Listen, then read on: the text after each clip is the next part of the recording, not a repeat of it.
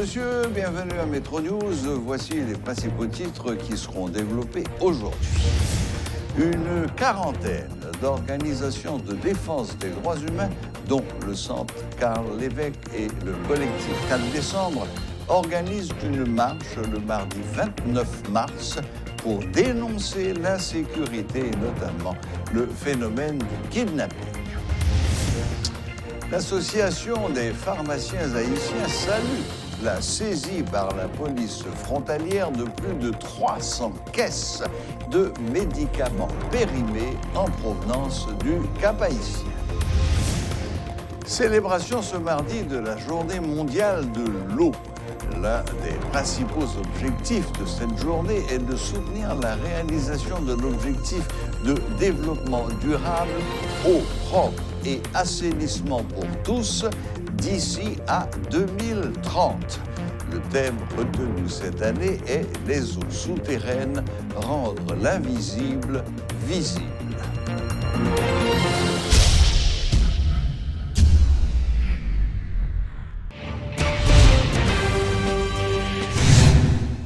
Le Premier ministre Ariel Henry n'a pas répondu à la troisième invitation du tiers restant du Sénat de la République. Le président du Sénat, Joseph Lambert, a déploré une nouvelle fois l'attitude du chef du gouvernement. L'élu du Sud-Est a fait remarquer que la solution à la crise doit nécessairement passer par le dialogue et que le docteur Henry se présente comme un obstacle à cette discussion. Le Premier ministre vient bien, peuple haïtien amène que la diriger. À venir, chaque grain haïtien, jeudi, rester dans le même Premier ministre Ariel Henry. Chaque grain de monde qui mourit, chaque grain de monde qui joue dans la misère atroce, sans espoir pour demain, chaque grain de monde qui joue aujourd'hui a kidnappé et que l'obligé de vendre tout ça que a réalisé pendant des années pour le capable de payer kidnapping. Chaque petit bébé, tant que deux petits bébés qui mourent pour oxygène dans l'hôpital général. Chaque paysan qui joue aujourd'hui à pas qu'à un engrais qu'on a acheté à 1000 gouttes, il a pas acheté à 8000 gouttes. Chaque paysan qui joue aujourd'hui à Madame Sarah, qui n'a pas qu'à rentrer sous Port-au-Prince, parce que Carrefour a un problème, Gressier a un problème, Martissan a un problème, Canaran a un problème, Quoi des Bouquets a un problème, il a viré GE, il a regardé le Premier ministre Ariel Henry, et il a demandé, de qui prévient. Il a tout dit, il a pour chita parler, il a pour consensus, il y a un seul monde, un seul, et unique monde qui comporte l'homme belligérant, et puis qui dit lui-même, les papes chita parler avec personne, tout le monde s'est venu en bas par la ville. Mais je dis, les peuples haïtiens sont bons atomiques. Par contre, qui leur a expliqué? Une quarantaine d'organisations de défense des droits humains, et parmi lesquelles le Centre Karl Lévesque et le collectif 4 septembre, ont décidé d'organiser une marche le mardi 29 mars pour protester, pour dénoncer l'insécurité, protester contre les kidnappings en particulier. Pour en parler, nous avons avec nous le directeur exécutif du Centre Karl Lévesque, le père Gardy Maisonneuve, et le représentant, également directeur du collectif 4 décembre, M. Jean-Robert Argan. Nous allons commencer par le père Gardy Maisonneuve. Bonsoir, mon père. Bonsoir, Serge. Un plaisir pour nous ensemble, aujourd'hui, pour nous parler. Donc, c'est un grand plaisir. Et surtout, face à la situation, le pays a trouvé là. Oui, et puis bon, et quand même, quarantaine d'organisations, c'est pas ni deux ni trois, c'est un pile monde. Oui, sont quarantaine d'organisations qui mettent tête ensemble pour nous dire non à insécurité, à kidnapping, avec peur que vous voulez installer, craponnaille que vous voulez installer dans l'esprit nous tous. Nous voulons sortir mardi 29, mardi 29 mars, jour constitution pour nous dire non, nous choisissons ça en connaissance de cause parce que nous croyons que dans la constitution, il dit que personne monde pas qu'à mettre aucun haïtien dans l'esclavage ou bien prendre lui en otage pour demander de l'argent pour faire payer ou bien pour faire crier. Et nous ça qu'on y a c'est des monnaies courantes, que vous prenez et puis vous demandé la par un deck et l'argent qu'on pas jamais posséder. Qu'on y a qui ça qui gagne c'est des millions de dollars pas jamais posséder, pas jamais gagner même une fois dans vous et comme ça yo mando là c'est pour craponner pour des gens qui satisfait soif politique pour yo faire peur. Non nous même dans centre Carl Lévesque et collectif 4 décembre et en pile l'autre organisation nous dit non, nous devons combattre ça et il faut nous sortir parce que n'y a pas aucun abri ou en dans chambre la vient prendre ou devant commissariat vient prendre ou devant palais national c'est la pour plus facile quel que soit côté y a pour aller ou dans l'église tu as respect dans le temps qu'on y a c'est zéro donc nous dit non. OK, PA Maisonneuve, m'entendez sortir, tout le monde dans l'eau, mais cependant, monde qui est responsable de l'insécurité, c'est-à-dire les gangsters, les chefs de gang, et il y a des centaines de gangs différents, chaque monde a un chef de gang sous tête, mais monde ça, qu'est-ce qu'une marche qui sera pacifique, je suspecte? Qui ça y marche représenter pour eux? Est-ce que vous croyez vraiment que le fait d'organiser une marche le mardi 29 mars pour convaincre Mounsayo que faut que déposer les amis? Ou bien est-ce que c'est une marche que nous avons fait pour nous obliger les responsables de ce pays, l'État haïtien, de finalement lever pied pour faire bagaille pour mettre fin à cette insécurité et à ce règne des gangs? Je vous comprends très bien et parfaitement bien.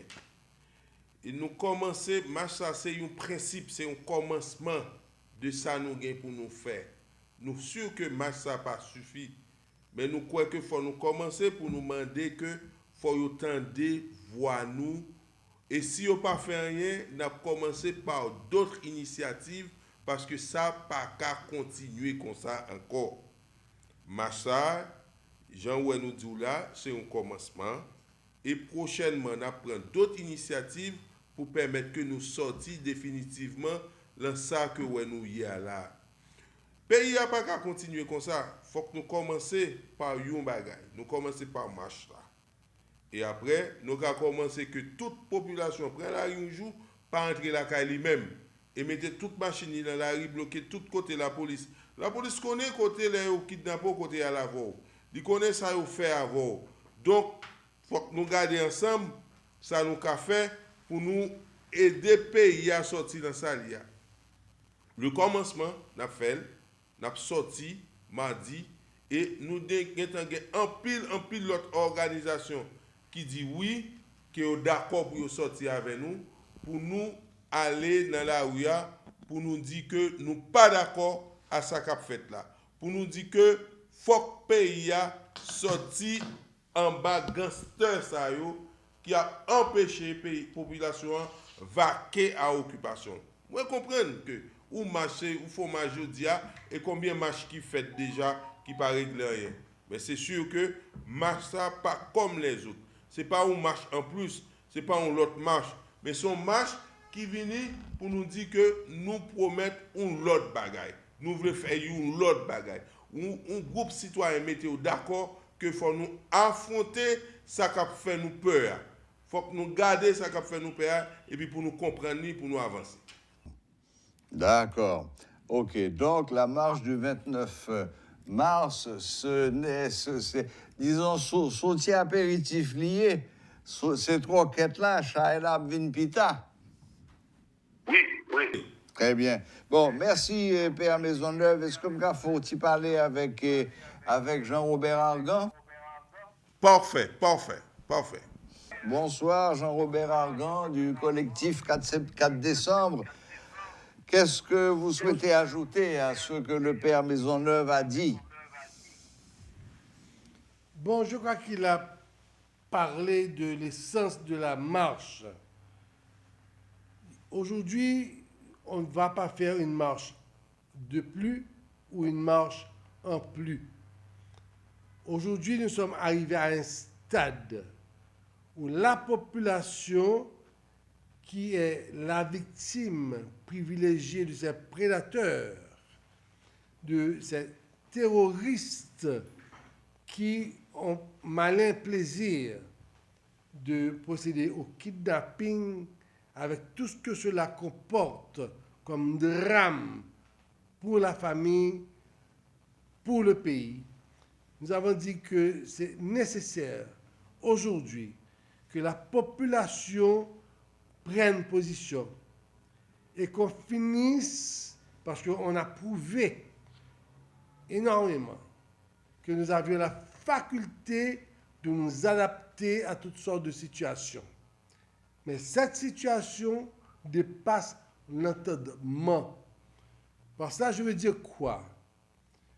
Par exemple, nous n'avions pas d'eau. Au lieu de s'atteler vers la CAMEP, chacun s'achète son camion d'eau ou autre. On n'a pas d'électricité. Au lieu d'aller vers l'État pour que l'État nous fournisse l'électricité qu'il devrait nous fournir, non, on s'accommode, on achète bougies, chandelles, inverteurs, génératrices et autres pour pallier à cette défaillance. Nous n'avons pas su mener la lutte contre les responsables de notre pays pour nous donner ce à quoi on a droit. Finalement, dans cet excès de tolérance ou d'adaptation, nous sommes arrivés aujourd'hui au stade où ce sont des gangsters qui font la loi. Et nous pensons que la population n'a pas ce ressort pour dire aujourd'hui qu'on va s'adapter à vraiment ce gangstérisme, ce terrorisme. Parce que aujourd'hui, nous sommes au stade où il n'y a pas un citoyen vivant sur le territoire national qui puisse, sans hésitation aucune, fréquenter toutes les artères du pays ou bien s'exposer simplement dans les rues de Port-au-Prince sans ce stress qui nous tenaille, sans cette peur qui semble vouloir nous envahir. Donc on a dit non, ce n'est pas une affaire vivable, acceptable ou tolérable. Et c'est pour ça que le collectif du 4 décembre, avec cette multitude d'organisations de la société, dont notamment les SKL, on a dit que nous allons organiser une méga manifestation pour dire que aujourd'hui, on va se positionner ce 29 mars qui vient pour dire non et que nous allons exiger de ceux qui ont une responsabilité de cette descente aux enfers, nous allons exiger d'eux des résultats probants, pas des paroles ridicules ou des promesses fallacieuses, mais des résultats avec des marques à suivre. Et c'est pour cela que nous disons. Bon, finalement, Jean-Robert Argan, avec tous les exemples que vous venez de prendre, cela confirme finalement un peu ce que le père Maisonneuve disait, à savoir que cette marche pacifique du mardi 29 mars a pour objectif finalement d'exiger des autorités qu'elles prennent leurs responsabilités et qu'elles mettent fin à cette insécurité. En d'autres termes, qu'elles s'attaquent frontalement, directement au règne des gangs et qu'elles y mettent fin. Parce que, comme je le disais au père Maisonneuve, Vous pouvez organiser autant de marches que vous voulez, c'est pas ce qui va convaincre les gangsters de déposer les armes. Donc c'est une marche qui s'adresse plutôt aux autorités en leur disant « Messieurs, l'île pour ne lever pied, non ». C'est une face de la médaille. Dire aux autorités, il est temps qu'ils fassent face à leurs responsabilités, finalement, c'est un terme totalement galvaudé. À cette marche, ce que nous disons et les appels que nous lançons sont les appels suivants. Un appel vers ceux qui fournissent les munitions. Un appel vers ceux qui fournissent les armes, parce que nous ne faisons pas d'armes en Haïti. Un appel à ceux qui financent l'achat de ces armes et de ces munitions. Un appel à ceux qui semblent gérer et être propriétaires de gangs à utiliser de jeunes de notre pays, vingtaine d'années, pour être de vulgaires soldats à accomplir une tâche désagréable. Et c'est à eux que nous voulons aujourd'hui nous adresser. Nous savons que nous avons un État pratiquement qui s'est montré irresponsable et non à la hauteur de sa tâche. On ne veut pas simplement leur donner encore cette attitude de se la couler douce alors que la misère devient de plus en plus forte dans notre pays. La population, et c'est pour ça que nous organisons cette marche, c'est pour ça que nous avons cette soixantaine ou cinquantaine d'organisations à participer à l'organisation de cette marche, pour que, premièrement, les victimes puissent trouver cet exutoire, que les victimes puissent arriver et exprimer cette frustration qui les ronge, que ces victimes puissent finalement se dégager. Au fait, c'est presque curatif. Parce que le dommage que, par exemple, le kidnapping fait chez l'individu est incommensurable. Je rappelle que vous parlez quand même au nom d'une quarantaine d'organisations de défense des droits humains. Je voulais encore une fois vous remercier, vous, Jean-Robert Argan, de Collectif 4 décembre, et le Père Gardy Maisonneuve, directeur exécutif du Centre Karl Lévesque, pour les explications que vous nous avez fournies concernant cette marche pacifique du mardi 29 mars. Oui, sauf que je voulais ajouter une chose, quelques secondes. Malheureusement que vous n'avez pas la faculté de pouvoir dire « autant suspend ton vol ». Mais maintenant, ce qu'il y a lieu de dire, c'est que aujourd'hui, c'est le temps pour nous tous, vous compris, de participer pour prouver que la population maintenant se prononce et a décidé de prendre en main, en charge ce drame et le gérer comme cette population peut le gérer. Très bien. Parfait. Merci de cette précision. Encore une fois, merci, messieurs, et puis bonne fin de journée. Au revoir, à bientôt. Et on se verra le 29 mars. D'accord. Merci. Au revoir. Le vice-président de l'Association des pharmaciens haïtiens, Romel Cajuste, déplore l'absence de réaction de l'État au problème de la vente des médicaments périmés dans les rues. S'il se réjouit de la récente prise effectuée par la police au niveau du Morne-à-Cabri, le responsable demande des efforts supplémentaires. De son côté, le docteur Hérol Joseph estime qu'il revient à l'État haïtien de freiner cette pratique. Suivez le reportage de Rudolph Pierre-Louis. C'est important pour chaque monde de faire ça au niveau payo. Pharmacie, ambulant, machine de médicaments dans toute machine, ça traduit les responsabilités de l'État dans le pays. Le président de l'Association des pharmaciens d'Haïti est clair et précis. Romel Cajuste n'y va pas de main morte. Des vies sont en jeu, insiste-t-il. La responsabilité est individuelle, certes, mais l'État haïtien n'accorde guère d'importance à la vie des citoyens. Parce que ça va dériver qu'est-ce côté sur la terre. Pour mon vendre médicaments dans machine, dans chaque compassé où on a un gros col médicaments. Un autre aspect à ne pas négliger dans la vente des médicaments dans les rues, c'est l'effet du soleil sur les produits pharmaceutiques. Tout le monde fait comme si de rien n'était, alors que les médocs ne doivent pas être exposés à la chaleur. Encore un élément non négligeable de la vie du pharmacien qui va droit au but.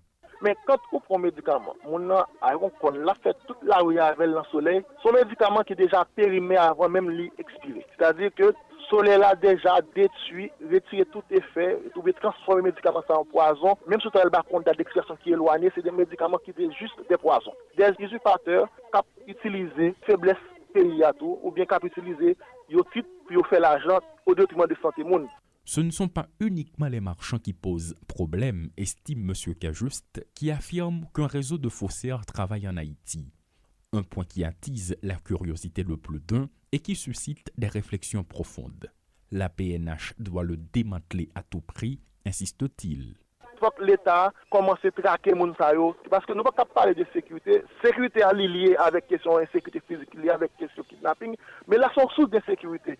Quand on va à une pharmacie, on n'a pas de garantie que la pharmacie est illégale, on n'a pas de garantie que le médicament qui est stocké dans la pharmacie est bien stocké, on n'a pas de garantie que le médicament est un médicament qui est sûr, qui peut apporter des résultats par rapport au problème qu'on va chercher à résoudre là. Puis on continue à aller non seulement dans la machine, dans le marché, il faut qu'il y ait là-tout, il faut qu'il essaie de monter un réseau qui produit des médicaments contrefaits, qui produit poison pour les populations. Le docteur Hérol Joseph, de son côté, abonde dans le même sens, mais tient compte aussi de l'aspect humain du problème. D'abord, dit-il, si la situation s'est dégradée, c'est parce que chacun défend ses propres intérêts et il se désole de voir des millions de vies sont en jeu en raison de la circulation de faux médicaments alors qu'une poignée réalise un gain illicite. Tout relève de l'irresponsabilité de l'État. Oui, moi je pense que lui tomber sous de l'État. Mais même du l'État, nous voyons l'État dans sa globalité. Parce que tout est lié. Parce que l'économie est liée également à la santé. Moins tranchant dans sa position, il estime que la manière forte n'est pas la meilleure pour changer la donne. Une stratégie visant à instruire ces marchands qui ont déjà causé du tort à des milliers de malades serait mieux. Le facteur économique est important, a-t-il souligné. Si moun, par exemple, il n'a pas gagné moyen pour le vivre, eh bien, ces médicaments, ces filières et médicaments ça, que il a utilisé, donc l'utiliser. Donc, autrement dit, tout bagaille n'est pas isolé totalement. En même temps qu'il y a l'aspect médical, l'aspect pharmaceutique. En fait, moi, je ne suis pas pharmacien, mais en tant que médecin, on a une connaissance en pharmacologie. Donc, donc il faut que font gens pour rallier Mounsayo, pour faire éducation de population. Les responsables du ministère de la Santé publique et de la population, où sont-ils? Où est passée l'entité ayant pour attribution la régularisation du secteur? Personne ne sait. Tout le monde est conscient du problème, mais personne n'a la volonté apparemment de bouger le petit doigt en vue de changer la donne. Certes, des médicaments coûtent cher et nombreux sont ceux qui préfèrent acheter dans les rues au lieu de se présenter dans une pharmacie. Pourtant, ceci ne justifie pas cela.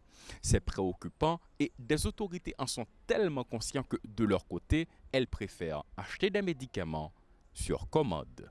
Claude Désir et Rodolphe Pierre-Louis pour Télémétropole.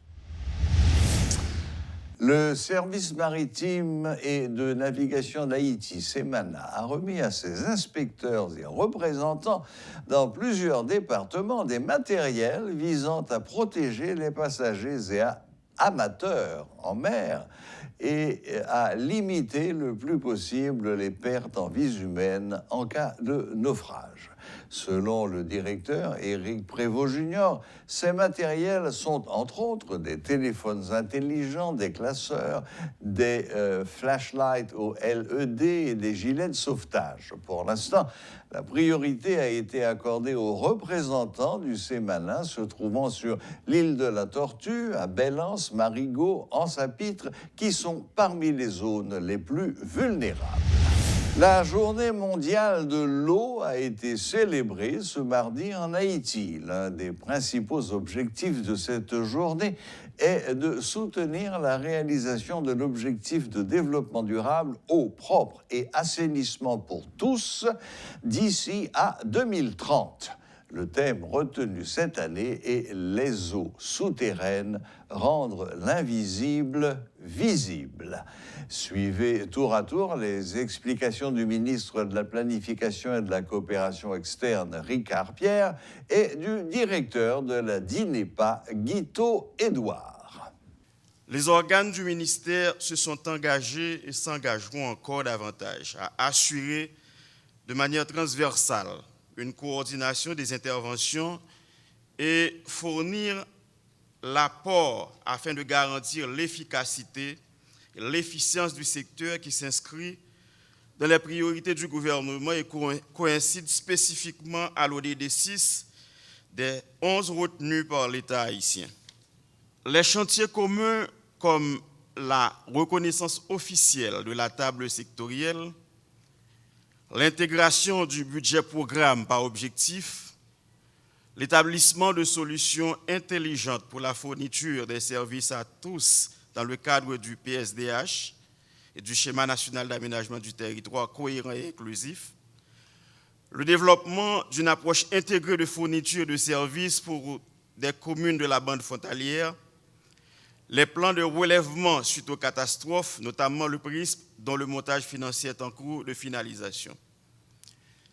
Mesdames, Messieurs, le ministère de la Planification et de la Coopération externe est conscient que ces services vitaux que sont l'eau potable et l'assainissement doivent jouir d'un intérêt particulier pour l'État en général.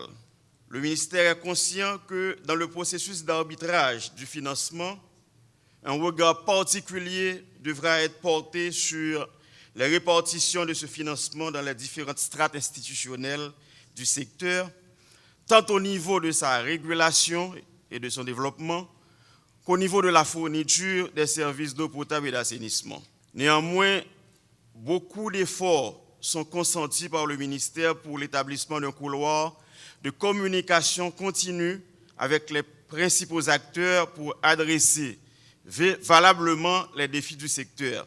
J'encourage vivement la dynamique de mise en synergie des acteurs œuvrant dans les domaines de ressources en eau, développement rural et ressources naturelles, santé, environnement, gouvernance locale, organisation territoriale, logement et habitat, économie et finances, commerce et industrie, éducation, pour des actions concertées dans le secteur pour une meilleure efficacité dans l'atteinte des résultats. Nous espérons que notre participation à cet événement constituera un catalyseur permettant d'avancer dans cette direction. La DINEPA et les offices régionaux d'eau potable et d'assainissement, communément appelés OREPA, dans le cadre de leurs missions respectives de régulation et de développement sectoriel, ne peuvent pas prétendre lever les défis majeurs auxquels fait face le secteur de l'eau potable et de l'assainissement en Haïti. Par ces défis, nous entendons, par exemple, les difficultés de recharge de la nappe phréatique, eau souterraine, qui est le thème central de la Journée mondiale de l'eau. Ce, en raison de la dégradation accélérée de notre environnement. Les problèmes liés à la gestion des bassins versants, le stress hydrique et le tarissement des sources émergentes qui, aux côtés des forages, constituent les deux sources d'approvisionnement en eau potable en Haïti. La squatterisation ou encore l'occupation anarchique des périmètres immédiats des sources. Les mouvements tectoniques déviant ainsi le cours de certaines galeries souterraines ou bien des sources émergentes, hypothéquant ainsi l'approvisionnement en eau potable dans certaines régions. À juste titre, au niveau de la presqu'île du Sud, ravagée par le séisme du 14 août 2021. L'habitat dispersé ou encore le problème de planification physique ou l'aménagement du territoire. L'exploitation abusive du bois ou la coupe intempestive des arbres pour en faire du charbon végétal. Les problèmes liés à l'organisation de la cité au niveau des collectivités territoriales. L'inexistence de réseaux d'assainissement collectif. L'insuffisance des stations de traitement d'excréta d'eau usée et de boues de vidange. Tout ceci constitue le lot des problèmes auxquels fait face la DINEPA. Ces exemples montrent que seule la DINEPA ne peut pas faire ce travail.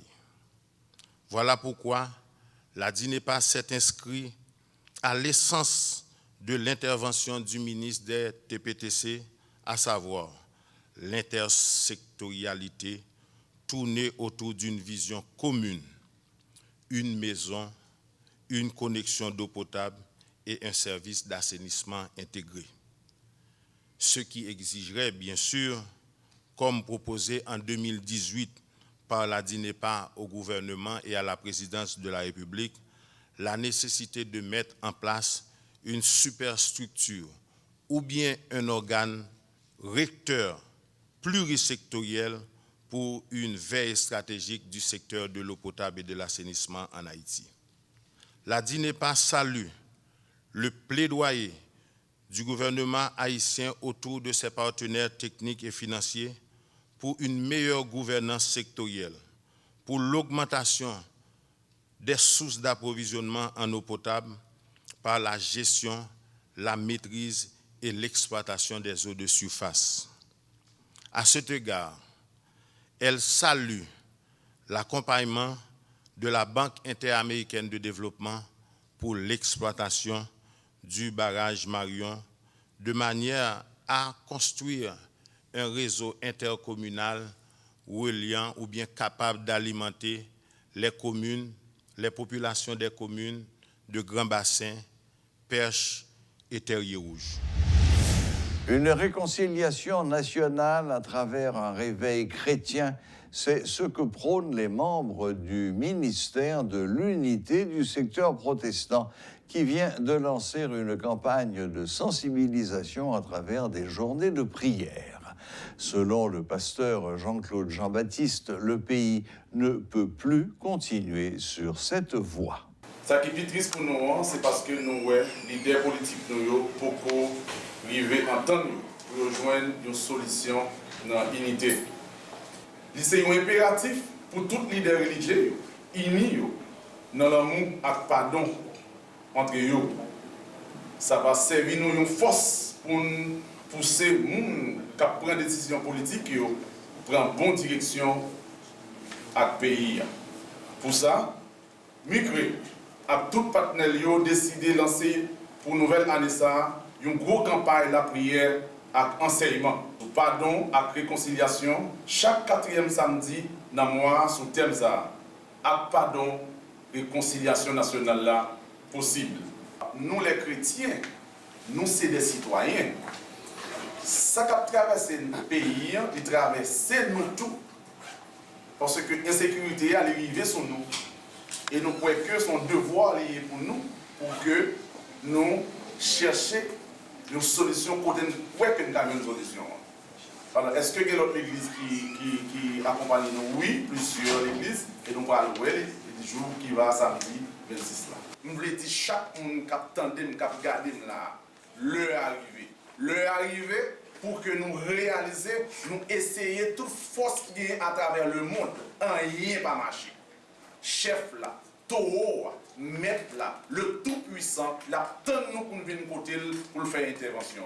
Et n'espérez que samedi 26, quel que soit côté dans le monde, moi invité pour capable prendre sac si ça va déranger le travail et aller relon l'autre haïtien, relon l'autre collaborateur, collaboratrice. Et bien samedi de 6h à 6h du soir, nous allons lamenter devant mon Dieu. Pour demander mon Dieu faire grâce. En vérité, Singuel l'a fait. Il fait le pour Rwanda, il fait le pour Argentine, il fait le pour Angleterre, il fait le pour Écosse et pour qui ça va faire pour Haïti. Voilà, la boucle est bouclée. merci de nous rester fidèles et à la prochaine, même heure, même chaîne.